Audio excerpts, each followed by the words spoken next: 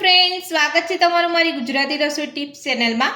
તો આજે આપણે બનાવીશું ઘઉંના લોટનો ક્રિસ્પી અને ટેસ્ટી નાસ્તો। તો ચલો આપણે બનાવવાનું શરૂ કરીએ। તો ઘઉંના લોટનો ક્રિસ્પી અને ટેસ્ટી નાસ્તો બનાવવા માટે મેં એક વાસણની અંદર 2 વાટકી જેટલો ઘઉંનો લોટ લીધો છે। તો સૌથી પહેલા આપણે નાસ્તાનો લોટ બાંધી લઈશું। તો લોટની અંદર સ્વાદ પ્રમાણે મીઠું ઉમેરીશું, 1 ચમચી તેલ ઉમેરીશું, બધું સારી રીતે મિક્સ કરી લઈશું। તો બધું જ આપણે અહીંયા સરસ મિક્સ કરી લીધું છે। તો હવે આપણે થોડું પાણી ઉમેરતા જઈ અને લોટ બાંધી લઈશું। તો જે રીતે આપણે અહીંયા નોર્મલ લોટ બાંધતા હોય તે રીતનો લોટ બાંધવાનો છે। તો આ રીતનું થોડું પાણી ઉમેરતા જઈને જ આપણે લોટ બાંધી લેવાનો છે। સામટું પાણી આપણે નથી ઉમેરવાનું।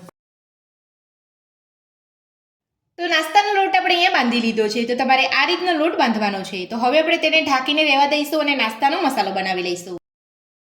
તો નાસ્તાનો મસાલો બનાવવા માટે મેં એક બાઉલની અંદર 3 બાફેલા બટાકા લીધા છે। તો સૌથી પહેલા આપણે બાફેલા બટાકાને આ રીતે કાંટાવાળી ચમચીથી મેશ કરી લઈશું।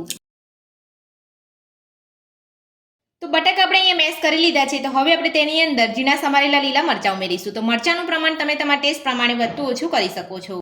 સાથે ઝીણી સમારેલી ડુંગળી ઉમેરીશું, સાથે ઝીણા સમારેલા લીલા ધાણા ઉમેરીશું, નાની અડધી ચમચી હળદર પાવડર ઉમેરીશું, 2 ચપટી જેટલી હિંગ ઉમેરીશું, નાની અડધી ચમચી કાશ્મીરી લાલ મરચું ઉમેરીશું। નાસ્તાને ચટપટો બનાવવા માટે નાની અડધી ચમચી ચાટ મસાલો ઉમેરીશું। ચાટ મસાલો ના હોય તો તમે આમચૂર પાવડર પણ લઈ શકો છો।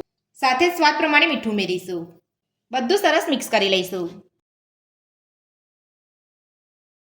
તો બધું જ આપણે અહીંયા સરસ મિક્સ કરી લીધું છે અને આપણા નાસ્તાનો મસાલો બનીને તૈયાર છે। તો હવે આપણે મસાલાને સાઈડ પર રાખીશું અને નાસ્તાની સ્લરી બનાવી લઈશું। તો નાસ્તાની સ્લરી બનાવવા માટે મેં અહીંયા એક બાઉલ લીધો છે। તો બાઉલની અંદર આપણે અડધી વાટકી ઘઉંનો લોટ ઉમેરીશું। તો ઘઉંના લોટની જગ્યા પર તમે મેંદાનો લોટ પણ લઈ શકો છો। સાથે જ બાઉલની અંદર નાની અડધી ચમચી રેડ ચીલી ફ્લેક્સ ઉમેરીશું, 2 નાની ચમચી જેટલા તલ ઉમેરીશું। તો મેં અહીંયા સફેદ તલ લીધા છે, તમે કાળા તલ લેવા માંગતા હોય તો તે પણ લઈ શકો છો। સાથે જ ઝીણા સમારેલા લીલા ધાણા ઉમેરીશું અને થોડું પાણી ઉમેરતા જઈ અને આપણે એક સ્લરી બનાવી લઈશું।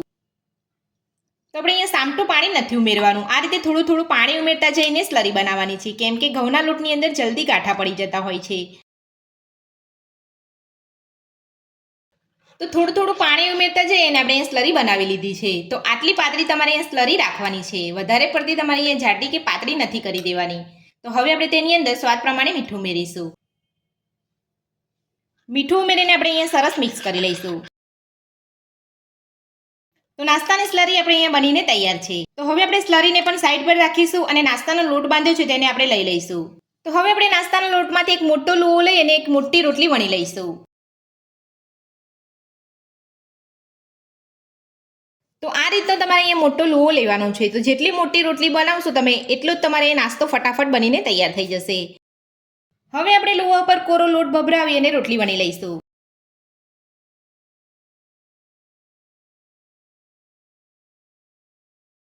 તો રોટલી આપણે અહીંયા વધારે પડતી પતલી નથી વણવાની, આપણે મીડિયમ થીક વણવાની છે। તો લુવામાંથી આપણે અહીંયા મોટી રોટલી વણી લીધી છે। તો તમે જોઈ શકો છો મેં આ રીતની અહીંયા મીડિયમ થીક રોટલી વણી છે। તો વધારે પડતી તમારે અહીંયા પતલી રોટલી નથી વણવાની, આ રીતે મીડિયમ થીક રોટલી વણવાની છે। તો હવે આપણે નાસ્તો બનાવવા માટે રોટલીને કટ કરી લઈશું। તો રોટલીને કટ કરવા માટે મેં અહીંયા ગ્લાસ લીધો છે। આ રીતનું કોઈ પણ વાસણ લઈ અને તમારે રોટલીને કટ કરી લેવાની છે। તો આ રીતે તમારે રાઉન્ડ શેપની અંદર રોટલીને કટ કરી લેવાની છે। તો રોટલીને આપણે અહીંયા કટ કરી લીધી છે। તો હવે આપણે જે વધારાનો ભાગ છે એ બધો કાઢી લઈશું। તો તમે જોઈ શકો છો એકદમ સરસ આપણે અહીંયા રોટલી કટ થઈ છે। તો હવે આપણે કટ કરેલી રોટલીની અંદર મસાલો ભરીશું। તો મસાલો આપણે અહીંયા થોડોક જ ભરવાનો છે, વધારે પડતો આપણે અહીંયા મસાલો નથી ભરવાનો। તો તમે જોઈ શકો છો આપણે અહીંયા 1 ચમચી જેટલો જ મસાલો લીધો છે। આ રીતે તમારે રોટલીથી કવર કરી લેવાનો છે। તો રોટલીને તમારે અહીંયા એકબીજા સાથે ભેગી નથી કરવાની, આ રીતનો જ મસાલો ભરી લેવાનો છે। તો આ રીતે તમારે કટ કરેલી રોટલીની અંદર મસાલો ભરી લેવાનો છે। તો બધી જ કટ કરેલી રોટલીની અંદર આપણે મસાલો ભરી લઈશું। તો બહુ વધારે મસાલો તમારે અહીંયા નથી ભરવાનો, અહીંયા તમારે મીડિયમ મસાલો જ ભરવાનો છે। જો તમે અહીંયા વધારે મસાલો ભરશો તો અહીંયા નાસ્તાને ફ્રાય કરતી વખતે મસાલો બહાર નીકળી જશે। તો તમે જોઈ શકો છો એકદમ સરસ આપણે અહીંયા મસાલો ભર્યો છે। તો આ જ રીતે આપણે બધો નાસ્તો બનાવી લઈશું। તો કટ કરેલી રોટલીની અંદર આપણે અહીંયા મસાલો ભરી લીધો છે. તો હવે આપણે નાસ્તાને ફ્રાય કરીશું. નાસ્તાને ફ્રાય કરવા માટે તમે જોઈ શકો છો મેં એક પેનની અંદર તેલ ગરમ કરવા મૂકી દીધું છે અને તેલ આપણું અહીંયા સરસ ગરમ થઈ ગયું છે. તો હવે આપણે નાસ્તાને સ્લરીની અંદર લઈ લઈશું અને સ્લરી લગાવી લીધા પછી આપણે નાસ્તાને ફ્રાય કરી લઈશું. તો આ રીતે તમારે નાસ્તા ઉપર સ્લરી લગાવી લેવાની છે. તો હવે આપણે નાસ્તાને તેલની અંદર લઈ અને ફ્રાય કરી લઈશું. એ જ રીતે આપણે બધા જ નાસ્તાને સ્લરી લગાવી અને ફ્રાય કરવાનો છે.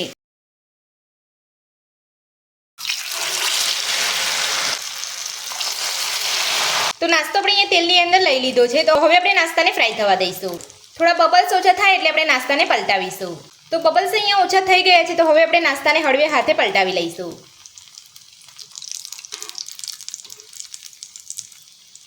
તો તમે જોઈ શકો છો એક બાજુ આપણે નાસ્તાનો એકદમ સરસ કલર આવ્યો છે. તો આ જ રીતે તમારે નાસ્તાને ગેસની મીડિયમ ફ્લેમ પર ફ્રાય કરી લેવાનો છે.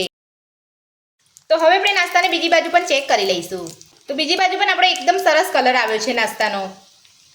તો હવે આપણે નાસ્તાને કાઢી લઈશું. તો આ જ રીતે તમારે બંને બાજુ પલટાવતા જઈ અને નાસ્તાને એકદમ સરસ રીતે તળી લેવાનો છે. તમે જોઈ શકો છો આપણો નાસ્તો જોતા જ ખાવાનું મન થઈ જાય તેવો બન્યો છે. તો હવે આપણે આ જ રીતે બધો નાસ્તો તળી લઈશું. તો ઘઉંના લોટનો ક્રિસ્પી અને ટેસ્ટી નાસ્તો બનીને આપણો તૈયાર છે અને આપણે એક પ્લેટની અંદર સર્વ પણ કરી લીધો છે. તો આ નાસ્તો તમે ચા સાથે અને સોસ સાથે પણ ખાઈ શકો છો અને બાળકોને લંચ બોક્સમાં પણ આપી શકો છો. અને તમે જોઈ શકો છો નાસ્તો આપણો એકદમ સોફ્ટ બન્યો છે. તો ઘઉંના લોટનો નાસ્તો બનાવવાની રીત તમને મારી કેવી લાગી મને કોમેન્ટ બોક્સમાં કોમેન્ટ કરીને જરૂરથી જણાવજો. આજની રેસીપી પસંદ આવી તો વિડીયોને લાઇક કરજો, ચેનલને સબસ્ક્રાઇબ કરજો, તમારા મિત્રોને જરૂરથી શેર કરજો. Thank you.